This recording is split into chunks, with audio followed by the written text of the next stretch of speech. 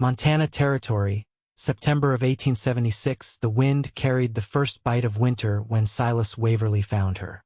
He was riding back from the stockyard in Helena, saddle sore and dust-covered, when he spotted the wagon, or what was left of it. The axle was snapped clean in two, leaning against a cottonwood tree like a drunk too tired to stand.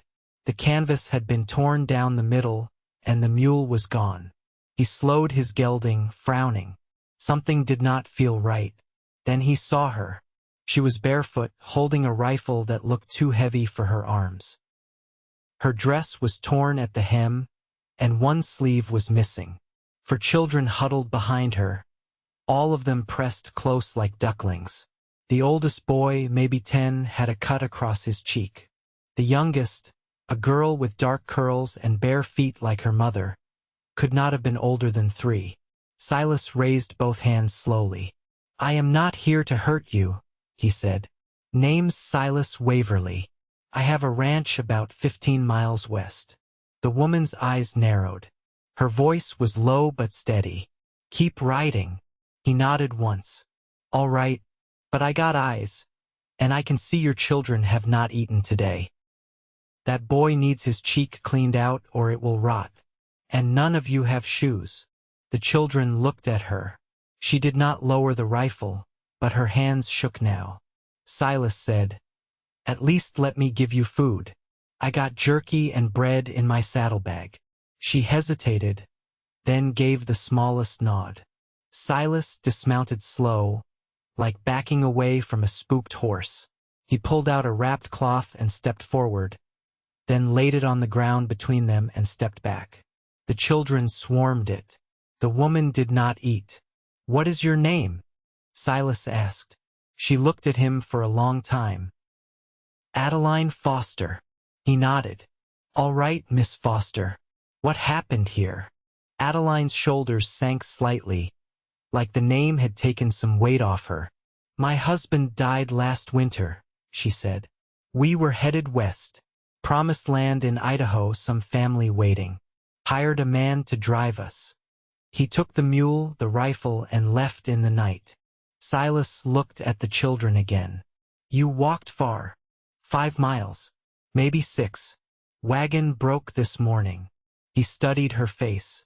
Dirt smeared her cheek, and her lips were cracked from wind and sun.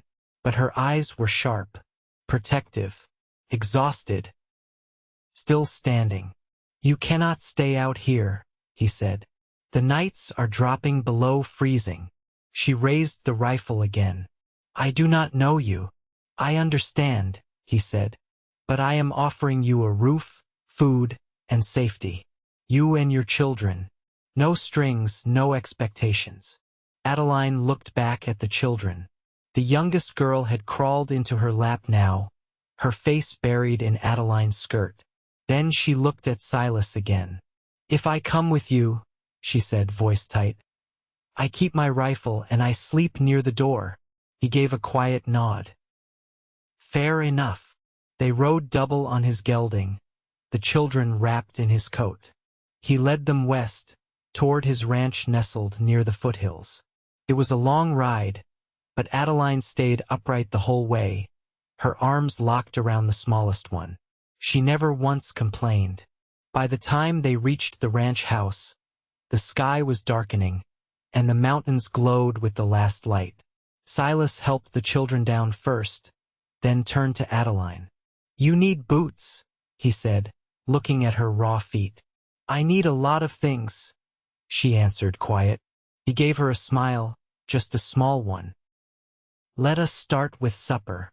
Inside the ranch house, the warmth hit her first. Then the smell smoked pork, beans, and something sweet baking in the oven. She froze in the doorway. "Go ahead," Silas said gently. "You are safe here." The children rushed in.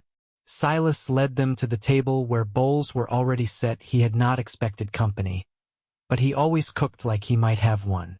Adeline stepped in slowly, arms around herself, like she did not know how to let go of the fear yet.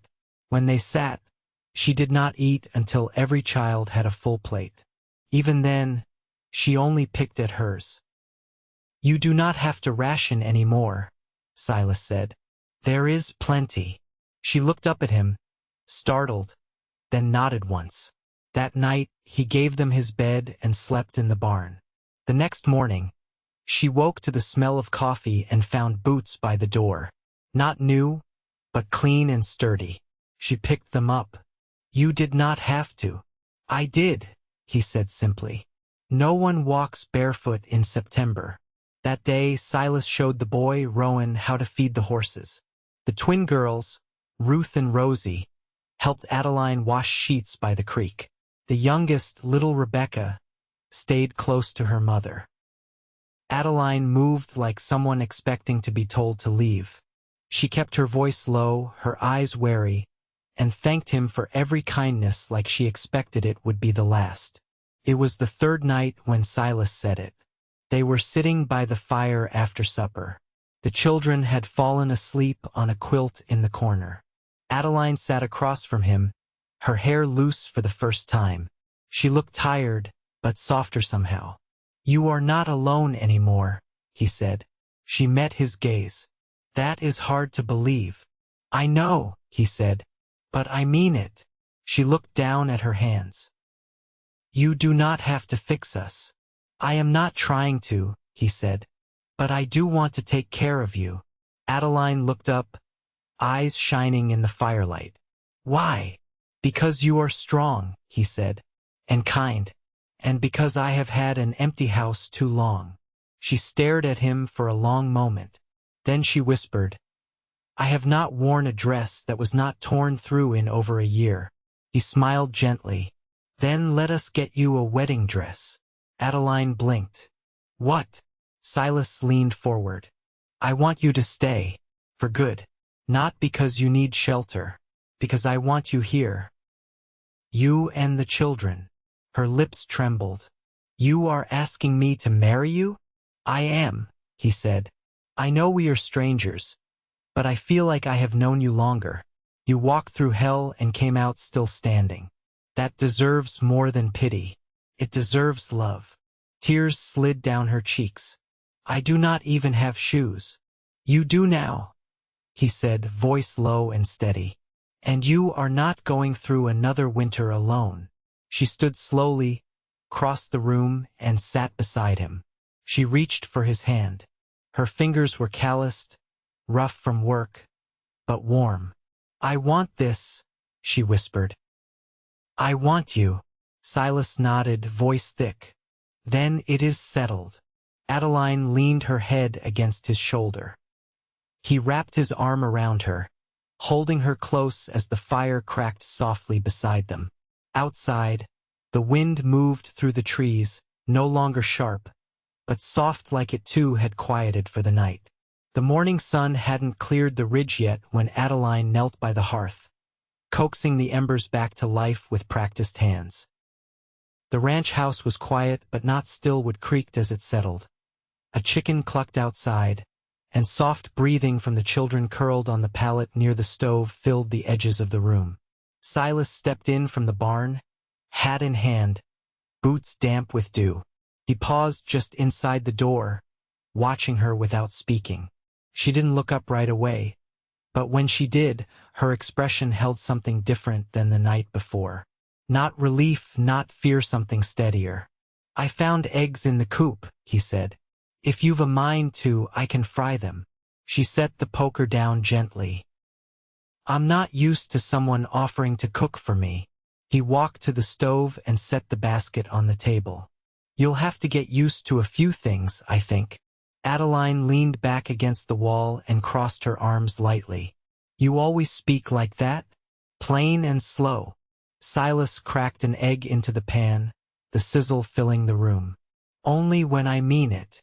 Her gaze softened, but she said nothing more. Later that morning, Rowan helped Silas stack chopped wood along the east wall.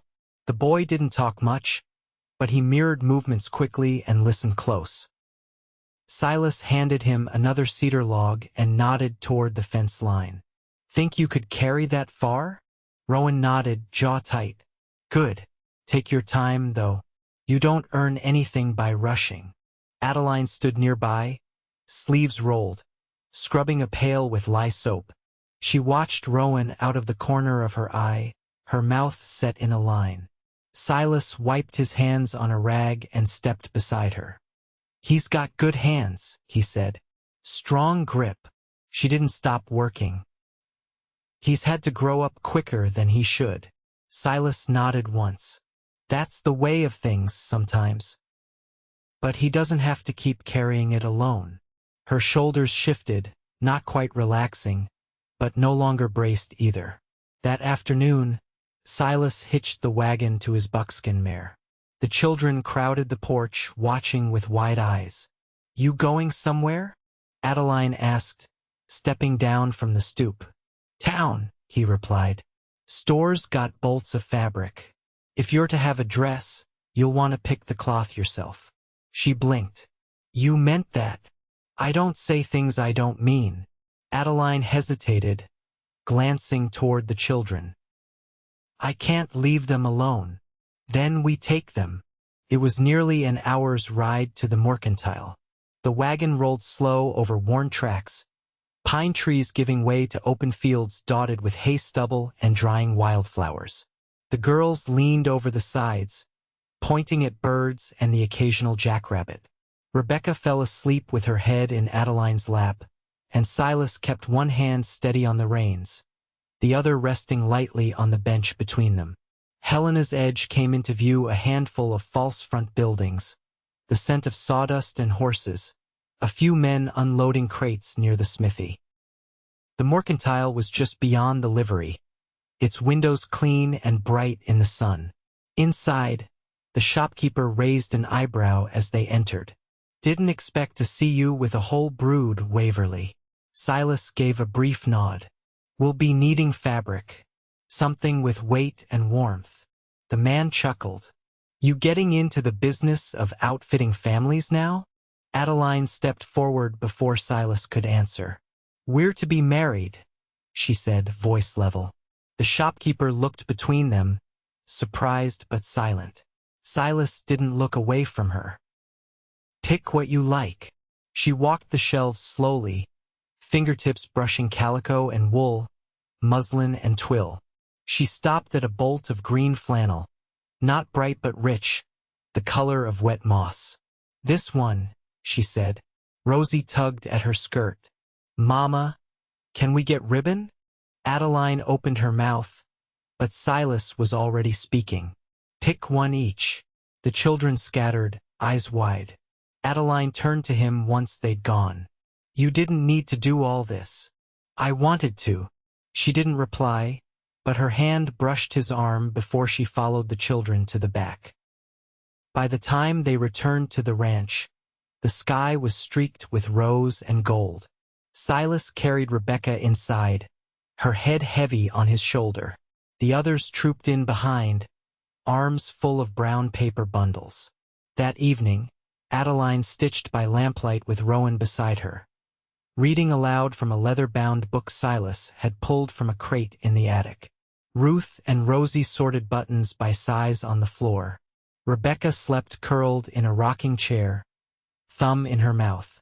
Silas leaned against the doorframe, watching the quiet rhythm of it all.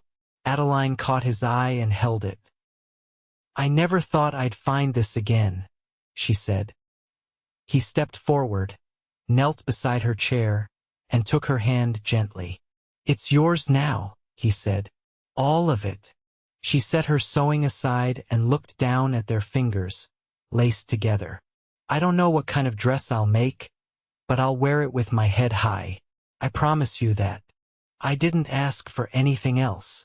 They sat that way as the lamplight flickered low, the warmth between them steady as the coals beneath the stove. The snow came early that year, quiet and dry, sifting down through the pine like flour through a sieve. It clung to the fence rails and the backs of the cattle, settled thick along the porch rafters. By the second week of October, the ground was hard beneath their boots, and the breath of every living thing rose in white curls come morning. Inside the house, warmth lived in the corners now. The stove never went cold, and neither did Adeline's hands.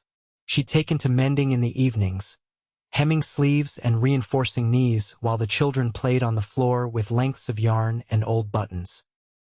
Silas had brought down a cracked fiddle from the attic, its strings loose but tunable, and some nights he played low while the wind whispered against the walls. One morning, as the frost still glinted on the barn roof, Silas returned from the far pasture with streaks of blood on his gloves and a limp in his left leg. Adeline was at the pump, sleeves rolled to her elbows, rinsing out a basin. She saw the way he favored his leg and dropped the enamel bowl without thinking. What happened? He looked down at the smear along his pant leg, then back up. Bull caught me wrong while I was mending the fence. Nothing broke.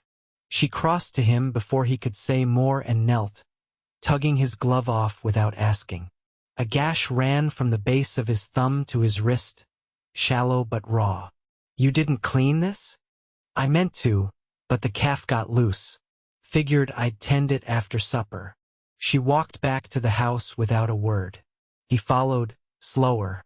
Inside, she set a kettle on to boil and pulled a chipped tin from the shelf willow bark and comfrey, dried in bundles he hadn't known she'd gathered. She rinsed the wound with boiled water and crushed leaves between her fingers until they darkened with oil. Silas watched her work, still and uncomplaining. She wrapped his hand in a strip of muslin pulled from the bottom of her sewing basket, one of the few she hadn't used yet.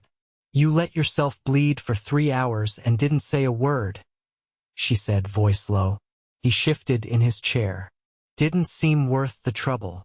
She looked up at him then, eyes level and unreadable. You don't get to decide that anymore. He didn't answer, but his jaw eased. That night, after the children had gone to sleep, she stood beside the fire with her arms crossed. The sewing basket sat closed by the chair, untouched. I'm trying to learn what it means, she said, not looking at him. Silas set the wood poker aside. What means? To stay, she said, without waiting for the ground to fall out under me. He didn't move, but his voice softened. You're not standing on cracked earth anymore, Adeline. She turned to face him, firelight catching in the curve of her cheek. I know. And that's the part one don't know what to do with. He stepped closer, slow. Then let's figure it out together. The silence between them wasn't sharp anymore. Felt earned. She nodded once and reached out, her fingers finding his uninjured hand. I never pictured a second wedding, she said. Not after the last. No white dress. No music. Just a preacher and a grave not long after. Silas traced a thumb along her knuckles. You won't be wearing white this time. You picked green. She laughed, quiet and real, and leaned forward until her brow rested against his chest. They were married by a circuit preacher 2 weeks later, in the parlor with the children holding candles and pine boughs strung along the mantel. Adeline wore the moss-colored dress she'd sewn by lanternlight, and Rosie tucked a sprig of dried lavender into her hair. Afterward, they ate bread still warm from the hearth and blackberry preserves saved for something special. Ruth recited a verse she'd practiced behind the barn, and Rowan stood beside Silas like he belonged there. When the children were asleep and the fire had burned low, Adeline sat on the edge of the bed, their bed, now her hands folded in her lap. He knelt before her and removed her boots one at a time, setting them neatly beside the chest. She touched his shoulder lightly. Thank you for seeing something in me, she said. I didn't see something, he said. I saw you. She leaned forward, kissed his temple, and whispered, then let's build a life on that. And they did. Not perfect but steady. Not loud but full. A house that stayed warm, even through the longest winters. A love that grew slow and true. And a woman who once had no shoes standing tall in the dress she made with her own hands, beside the man who never asked her to be anything but herself. November settled into the valley with a hush. The mountains wore their white coats by then, and the creek behind the barn moved slow and glassy under a skin of ice. Silas had taken to rising before dawn, not out of habit, but because there was more to tend now: boots to patch, feed to stack higher, smokehouse to keep sealed. The ranch had always held steady under his hands, but now it lived different, as if the land itself had quieted to listen. Adeline stood at the back of the house that morning, a blanket over her shoulders and her hair still braided from the night. She didn't speak when he stepped onto the porch, but when he paused beside her, she leaned just enough for their arms to brush. "You ever think about building more onto the house?" she asked. He followed her gaze to the open slope where the east sun broke over the pines. "I've thought about it. Never had reason to." She tilted her head. "You do now." He nodded once. "We'll get started come spring." Inside, Rowan was helping Ruth thread a needle, his brow furrowed in concentration. Rosie sat nearby with her feet tucked under her, humming a tune she'd picked up from a peddler who passed through the week before. Rebecca cradled a rag doll wrapped in a dishcloth, her thumb resting against her cheek. Adeline watched them through the doorway. "I've been thinking," she said. Silas looked up from the kindling he was stacking. "About what?" "There's a schoolhouse near the river bend. It's not much, but I heard a woman in town say the church sends a teacher out twice a month. Might be something for the girls, come better weather." He straightened. "Do you want them to go?" "I want them to have more than I did." He considered that, then nodded. "We can make that happen." She touched the edge of the table, her thumb brushing a groove in the wood. "And Rowan, he's good with his hands." He fixed the hinge on the feed bin without being asked. "I noticed. He's not a boy who needs constant praise," she said. "But he hears it when it's honest." Silas set the last log beside the stove and wiped his hands on his trousers. "Then I'll tell him." That night, after the children were asleep, Adeline stood by the window with her arms folded. Snowflakes drifted in slow spirals outside, catching in the branches like lace. "I never asked you where your family is," she said. "Gone," he said. "Lost my brother to fever during the war. Parents passed before that. The land came to me. Been here since." She turned from the window. "You never thought about leaving?" "Didn't see the point." "You do now." "I do." She crossed the room and sat beside him, her hands resting in her lap. "I used to think a man like you didn't exist." He looked at her, quiet for a long beat. "I used to think I'd live alone until the ground swallowed me." She smiled, slow and soft. "Seems we were both wrong."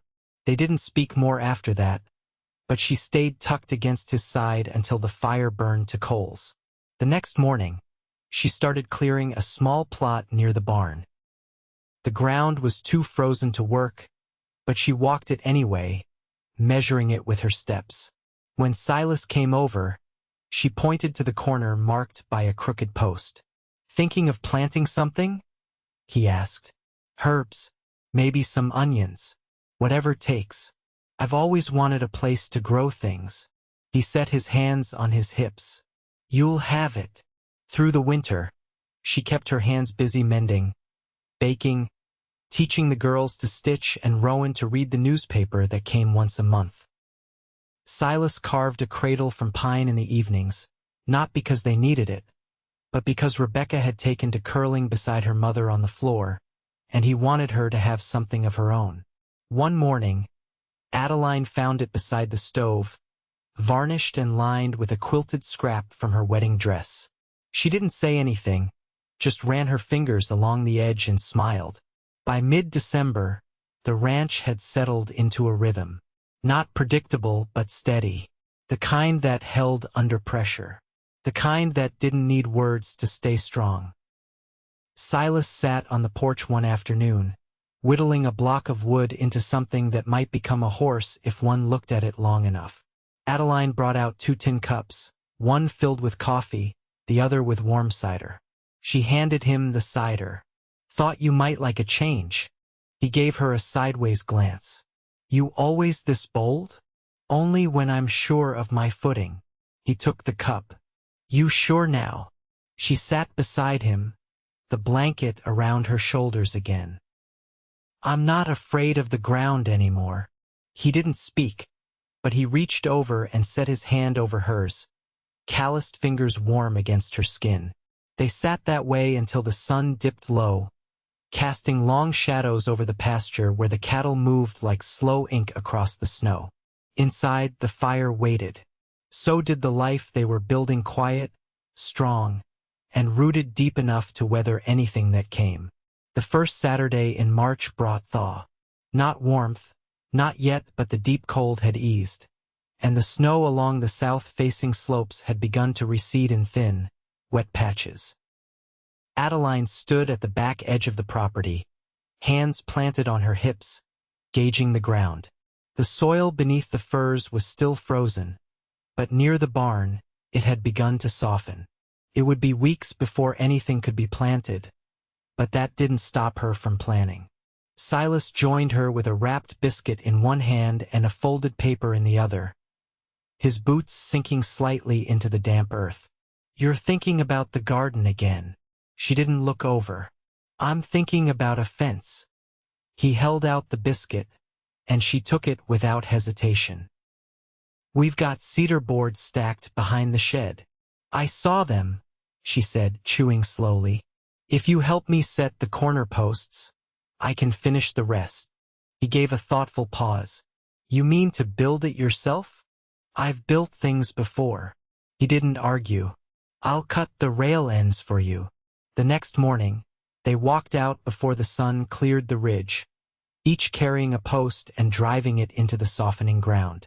Adeline worked with her sleeves rolled, braid tucked under a scarf. She didn't hesitate with the mallet, didn't pause to ask for instruction. Silas cut the crossbeams, steady and quiet, matching her rhythm. By midday, the first side of the fence stood upright, crooked in places, but strong. Adeline stepped back, brushing her hands on her skirt. That'll give roots something to hold against, she said. Silas glanced at her. You talk about plants like they're people. Maybe they are, she said. Takes the same things to keep either alive. That evening, Rowan sat at the table with a pencil clutched in his hand, eyes narrowed in concentration. Silas crouched beside him, showing how to line up the edge of the ruler with the column in the almanac. You're getting faster. Rowan nodded once but didn't lift his head. I want to learn how to measure the sun. Like you said. Silas tapped the page. Then we start tomorrow. Adeline stood in the doorway watching them. He's never had anyone teach him like that. He's curious. That's all it takes. No, she said. It takes someone patient enough to answer. Silas didn't turn, but his voice was low. He deserves that. As dusk settled, Ruth and Rosie stitched together squares of scrap cloth near the hearth. Rebecca rocked back and forth on her heels, humming softly to the cradle that now held her doll, wrapped in a bit of flannel Adeline had hemmed. Adeline sat beside Silas near the fire, her fingers laced with his, their arms touching from shoulder to wrist. I've been thinking about offering to help the preacher's wife with the spring gatherings, she said. She mentioned needing extra hands. You want to? I think I'd like to know more women in town. He nodded. We'll make time for it. She looked at him sideways. I go where you go, Adeline. She laughed under her breath. That's not what you said when I asked about church last month. I hadn't figured out how to sit still that long.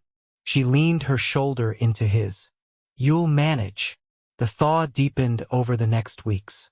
The creek swelled with meltwater, and the cattle moved farther from the barn with each passing day. Adeline's garden took shape. Rough rows, hand-turned earth, and a low fence that held steady even in the wind. One night near the end of April, Silas came in with a folded cloth in his hands. He laid it on the table and stepped back. What's this? she asked. Something I've been working on. She unfolded it slowly. Inside was a child's vest, stitched from worn denim and lined with wool. The seams were uneven, but strong. Her fingers ran over the shoulder seams, then the patch pocket on the front. For Rebecca? He nodded. I had scraps. Thought she might need something for the cool mornings. Adeline's throat tightened. She will. He stepped closer. I've never done anything like that before. You didn't have to. I wanted to, he said. That's different. She turned to face him fully. You always show up with your hands full. He reached for her then, resting his palm against her cheek. And you always meet me halfway. That night she reached for him first. In the hush of the bedroom, with the lamplight casting amber across the quilt, she pulled him down beside her and pressed her lips to his with slow certainty. You never made me feel like I had to become someone else, she whispered. Just myself, but steadier. He wrapped his arms around her, voice thick with quiet. You've made this place more than I ever knew it could be. Their love was not made of grand declarations, but of wooden fences, shared tools, and long afternoons spent side by side. It was in the hush between chores, in the way he handed her coffee before she asked, in how she folded his gloves each night before placing them by the door. By midsummer, the garden stood tall. Green beans climbed the twine Rowan had strung along the posts. Carrots pushed up in crooked rows, and lettuce leaves curled like cupped hands. The girls helped Adeline harvest in the early mornings, their voices soft over the rustle of leaves. Silas built a bench beneath the cottonwood where the wagon had once broken down, smoothing the wood until it no longer splintered. One evening, he led her there, 2 enamel cups in hand. I thought maybe this would be a good place to remember how far you've come, he said. Adeline sat, brushing her fingers along the bench's edge. You built this just to make me sit down? No, he said. I built it so you'd have somewhere to rest when you wanted to. She looked out across the pasture, golden in the setting sun. I didn't know I could live like this. You can. I am. They sat in silence, the kind that asked nothing but gave everything. Years later, the bench would still sit beneath that tree, weathered but strong. The garden would spread wider, the children would grow taller, and the house would stretch with new rooms built by their own hands. But that evening, in the hush of a Montana summer, all that mattered was the man and woman who had found each other not through ease, but through resilience. Through the quiet kind of love that asked nothing more than to be earned, and once found, never left behind. And they never were.